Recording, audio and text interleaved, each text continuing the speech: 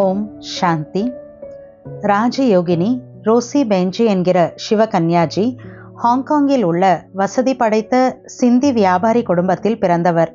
பிறகு அவர்கள் இந்தியாவில் உள்ள பெங்களூருக்கு இடம்பெயர்ந்தார்கள். அவர்களின் தாயார் லக்ஷ்மணா மாதாஜி ஹாங்காங்கில் இருந்தபோதே ஞானத்தில் இருந்தார்கள். ஆனால் அவரது தந்தையார் வியாபார வாழ்க்கையிலேயே பிஸியாக இருந்தார். அவருடைய இரு சகோதரர்களான குல் மற்றும் சந்துரு ஆகியோர் வெளிநாட்டில் வியாபாரம் செய்து வசித்து வந்தார்கள். 1960ஆம் ஆண்டில் மம்மா இறை சேவையின் வளர்ச்சிக்காக பெங்களூர் வந்து 2-3 வாரங்கள் தங்கியிருந்தார்கள். மம்மா அவர்கள் ரோசி பென்ஜியின் வீட்டில் தங்கியிருந்தார்கள். மம்மாவின் வருகை மற்றும் பாலனையால் ரோசி பென்ஜிக்கு பாபாவின் மீது வைத்திருந்த நம்பிக்கை அதிகரித்தது மட்டுமல்லாது அவரை யக்ஞத்திற்கு அருகாமையிலும் வரவைத்தது. பிறகு அவருடைய தந்தையார் நாராயண் தாதா மதுபனில் பாபாவை சந்தித்தார். முதல் சந்திப்பிலேயே அவருடைய வாழ்க்கை முறை மற்றும் பழக்க வழக்கங்கள் மாறிவிட்டன. அவர் பாபாவுக்கு மிகவும் அருகாமையில் வந்தார்.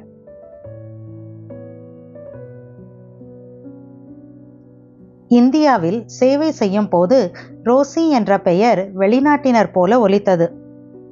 எனவே பிரம்மா பாபா அவருக்கு சிவகன்யா என்ற பெயர் கொடுத்தார். நாராயணதாதா வியாபாரத்திற்காக வெளிநாட்டு பயணம் செய்து கொண்டிருந்ததால் எந்த ஒரு புதிய எலக்ட்ரானிக் பொருள் வந்தாலும் அதை பிரம்மா பாபாவுக்கு அனுப்பி வைப்பார். யக்ஞத்தின் முதல் கிராமோபோன் ரெக்கார்ட் மதுபனுக்கு வந்ததும் அதில் மம்மாவின் குரல் ரெக்கார்ட் செய்யப்பட்டது. அதே நேரத்தில் ரோசி சகோதரியின் இளைய சகோதரர் சந்துருபாய் அமெரிக்காவில் ஞானத்தில் வந்தார். அவரும் அவ்வப்போது மதுபனுக்கு வந்து பிரம்மா பாபாவையும் சந்தித்தார். 1960ஆம் ஆண்டில் ரோசி பென்ஜி அவர்கள் ஆங்கிலத்தில் ஒரு தலைசிறந்த பேச்சாளராக இருந்தார். மேலும் பிரம்மா பாபா இந்தியா முழுவதும் பல்வேறு இடங்களுக்கு அவரை குறிப்பாக ஆங்கில சேவைக்காக அனுப்பி வைத்தார்.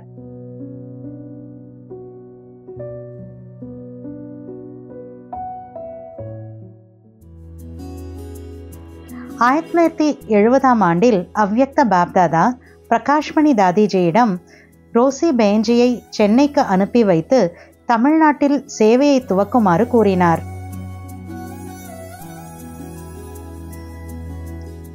பிரகாஷ்மணி தாதிஜி அவர்கள் ரோசி பென்ஜியுடன் லக்ஷ்மி பென்ஜியையும் அனுப்பி வைத்தார். 1960ஆம் ஆண்டிலிருந்தே லக்ஷ்மி பென்ஜி அவர்கள் ஞானத்தில் இருந்தார்கள். மேலும் அவர் பிரம்மா குமாரிகள் இயக்கத்தின் தற்போதைய கூடுதல் பொறுப்பாளராக இருக்கும் மதிப்பிற்குரிய மோகினி தீதிஜியின் லௌகிக்க குடும்பத்தை சார்ந்தவர் என்பது குறிப்பிடத்தக்கது. அவர்கள் இருவரும் பெங்களூரை வந்தடைந்தார்கள். அங்கிருந்த சாந்தா பென்ஜியையும் சேவைக்கு துணை புரிவதற்காக தங்களுடன் இணைத்து கொண்டார்கள். சாந்தா பென்ஜி அவர்கள் 1968 இருந்தே பாபாவிடம் இருந்தவர்கள். 3 ஏஞ்சல்ஸும் 1970இல் மெட்ராஸ் என்று அன்று அழைக்கப்பட்ட சென்னைக்கு வந்தார்கள். மூவருக்குமே தமிழ் மொழி தெரியாது என்பது ஆச்சரியப்படக்கூடிய விஷயமாகும். என்றாலும் பாபாவின் ஸ்ரீமத்தை ஏற்று சேவைக்காக இங்கு வந்தார்கள். ரோசி பென்ஜியின் சில உறவினர்கள் சென்னையில் வசித்து வந்தார்கள். ஆரம்பத்தில் அவர்கள் யக்ஞத்திற்கு ஆதரவு கொடுத்தார்கள். வாடகை வீடுகளில் தங்கியிருந்தபடியே மெதுமெதுவாக சென்னையில் சேவை வளர ஆரம்பித்தது. ரோசி பென்ஜி அவர்கள் பாப்தாதா மற்றும் தாதிகளோடு எப்போதும் நெருக்கமாக இருந்தார். அவர்களுடைய ஆதரவு மற்றும் வழிகாட்டுதல் மூலமாக சென்னை மற்றும் மெதுவாக இதர பெரிய நகரங்களிலும் சேவை வளர ஆரம்பித்தது. 1971ஆம் ஆண்டில் பாப்தாதா 5 பாண்டவர்களின் குழுவை அகில உலக சேவையின் வளர்ச்சிக்காக லண்டன் மற்றும் அமெரிக்காவுக்கு அனுப்பி வைத்தார். அதில் மும்பையிலிருந்து மதிப்பிற்குரிய ஷீலிந்திரா தாதி, டெல்லியிலிருந்து ஜெகதீஷ் சகோதரர், மும்பையிலிருந்து ரமேஷ் சகோதரர், மும்பையிலிருந்து தீதி நிர்மலா மற்றும் சென்னையிலிருந்து ரோசி பென்ஜியும் அடங்குவார்கள். ரோசி பென்ஜியின் தந்தை மற்றும் சகோதரர்கள் வெளிநாட்டில் வசித்து வந்ததால் அவர்கள் யக்ஞத்திற்கு உடல் ரீதியாகவும் பண ரீதியாகவும் ஆதரவு அளித்தனர். 5 பாண்டவர்களின் குழுவானது உலகின் பல்வேறு நாடுகளில் சேவையின் விதையை விதைத்துவிட்டு 1 வருடத்திற்கு பிறகு இந்திய நாட்டிற்கு திரும்பினர். இதற்கிடையில் ரோசி பேஞ்சியின் தந்தை மதுபனில் சமர்ப்பணமாகி பாண்டவ பவனில் வசித்து வந்தார். மேலும் அங்கிருந்த எலக்ட்ரானிக் பொருட்களை பராமரிப்பது மற்றும் லக்கி நேக்கின் அருகாமையில் திறக்கப்பட்ட மியூசியமின் சேவைகளையும் நிர்வகித்து வந்தார். ஸ்டில் கேமராஸ் அறிமுகப்படுத்தப்பட்ட போது ரோசி பேஞ்சியின் சகோதரர் முதல் கேமராவை பிரம்மா பாபாவுக்கு அனுப்பி வைத்தார். அதை பயன்படுத்தி அநேக புகைப்படங்கள் எடுக்கப்பட்டன. முழு குடும்பமும் பாபாவின் சேவையில் மிகப்பெரிய அளவில் ஆதரவு கொடுத்தனர். சென்னை மற்றும் பிற சுற்றுப்புற பகுதிகளில் சேவை வளர வளர பாபாவின் அநேக குழந்தைகள் சென்னை, புதுச்சேரி மற்றும் கேரளா மாநிலத்தில் உருவானார்கள். பாபாவின் சொந்த வீடான சாந்திதாம் 1986 கட்டப்பட்டது. அது முதல் அனைத்து விதங்களிலும் சேவைகள் பெருக ஆரம்பித்தது. சகோதரர் சந்துரு அவர்கள் சென்னை, அமெரிக்கா மற்றும் மதுபனிலும் சேவைக்கு ஆதரவு வழங்கி வந்தார். வெஸ்ட் இண்டீஸ் நாட்டின் ஜமைக்காவில் உள்ள மாண்டிகோ பேயில் பாபாவின் வீடு திறப்பதற்கு ரோசி பேஞ்சியின் மூத்த சகோதரர் குல் அவர்கள் ஆதரவு கொடுத்தார். இன்றும் கூட அவருடைய துணைவியார் உஷா அவர்கள் மாண்டிகோ சென்டருக்கு ஆதரவு வழங்குகிறார். ரோசி பேஞ்சி அவர்கள் ஒவ்வொரு 2-3 வருடத்திற்கும் வெளிநாட்டு சேவைக்காக அனைத்து கண்டங்களுக்கும் சென்று வருவார். இந்தியாவில் 1981 ரோசி பேஞ்சி, லக்ஷ்மி பேஞ்சி மற்றும் 50 பேர் கொண்ட குழுவினர் ஸ்ரீலங்கா சென்று கொலம்போவில் சேவையை ஆரம்பித்தனர். ஸ்ரீலங்காவின் பல்வேறு முக்கிய நகரங்களிலும் சேவை செய்தனர் மற்றும் பாபாவின் சென்டர்ஸும் திறக்கப்பட்டது. 1984 ஸ்ரீலங்காவின் சேவைகள் திதி நிர்மலா அவர்களால் கையாளப்பட்டது. 1998 ரோசி பேஞ்சி அந்தமான் மற்றும் நிக்கோபார் தீவுகளில் சேவையை ஆரம்பித்தார்கள். 3 வருடங்கள் வரை அந்த தீவின் சேவை சென்னையிலிருந்து செய்யப்பட்டது. தற்போது கல்கத்தாவில் உள்ள சென்டர்களால் அந்த இடங்களில் சேவை செய்யப்படுகிறது. இந்தியாவில் 1985 பாரத ஒற்றுமைக்காக இளைஞர் பாத யாத்திரையானது பல்வேறு இடங்களிலிருந்து டெல்லியை நோக்கி ஏற்பாடு செய்யப்பட்டிருந்தது. கன்னியாகுமரியிலிருந்து டெல்லி வரை நடைபெற்ற 5 மாதங்களுக்கான பாத யாத்திரையானது இளைஞர்களின் மிக நீண்ட பாத யாத்திரையாக இருந்தது. சில வருடங்களுக்கு பிறகு சிவலிங்கம் மற்றும் பாபாவின் செய்தியை கொண்ட ரத யாத்திரையானது பல்வேறு இடங்களிலிருந்து மவுண்ட் அபுவிற்கு சென்று சேருமாறு ஏற்பாடு செய்யப்பட்டது. இதில் ராமேஸ்வரத்திலிருந்து மவுண்ட் அபு வரை ஏற்பாடு செய்யப்பட்ட 3 மாதங்களுக்கான ஈஸ்வர அனுபூதி ஜோதிர்லிங்க ரத யாத்திரையானது மிகவும் நீளமானதாக இருந்தது.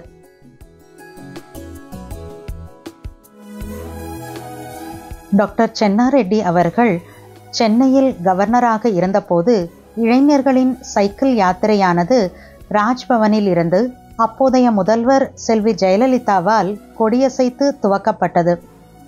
ரோசி பேஞ்சியிடம் சேவையின் விரிவாக்கம் மற்றும் முன்னேற்றத்திற்கான கிரியேட்டிவ் ஐடியாஸ் எப்போதுமே இருந்தன.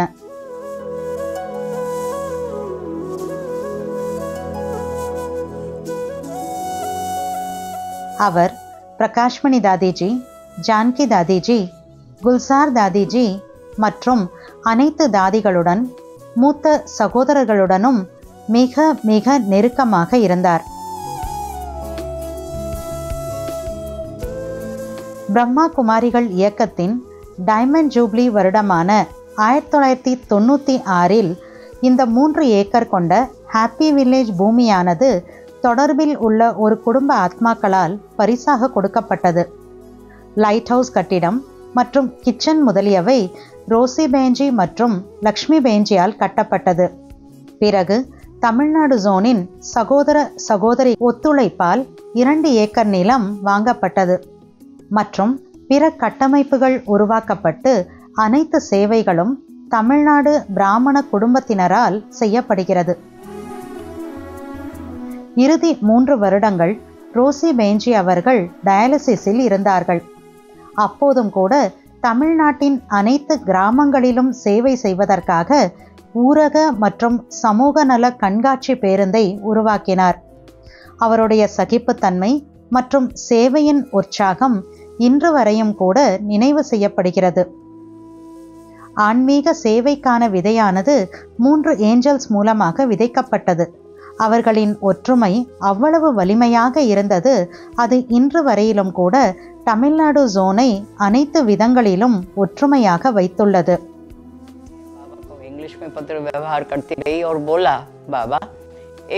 நான் பாபாவுக்கு ஆங்கிலத்திலேயே கடிதம் எழுதி கொண்டிருந்தேன். 108 மணி மாலையில் 4 மணிகள் என்னுடைய நண்பர்களுக்காக மற்றும் 1 மணி எனக்காக என 5 மணிகளை வைக்குமாறு எழுதினேன். அதற்கு பாபா, உனக்காக ஒன்றை வைக்கின்றேன், ஆனால் மற்ற 4 நண்பர்களை கவனித்துக்கொள் என்று பதிலளித்தார். 1 மாதத்திற்கு பிறகு அந்த 4வரும் காணவில்லை. அவர்கள் அதன் பிறகு முன்னேறவில்லை. பிறகு நான் பாபா தொலைவில் இருந்து கொண்டே உணர்வதில் தேர்ச்சி பெற்றவர் என்பதை நம்பினேன். ஆனால் நான் அவர்களின் அருகாமையில் இருந்து கொண்டே அவர்கள் வருவது போவதை பற்றி தெளிவற்று இருந்தேன். அவர்கள் சென்றது பாபாவின் வரலாற்று மிக்க ஞானத்தில் சில மறுக்க முடியாத உண்மைகள் இருப்பதை எடுத்துரைக்கிறது. எனவே உண்மையில் பாபா நம் ஒவ்வொரு குழந்தைகளுக்கும் உதவி புரிவதற்காக வந்துள்ளார் என நம்பினேன். அவர் கடவுளா அல்லது இல்லையா என நான் ஒருபோதும் நினைக்கவில்லை. ஆனால் அவர் எனக்கு ஒரு விசேஷமான பர்சனாலிட்டி உடையவராக இருந்தார்.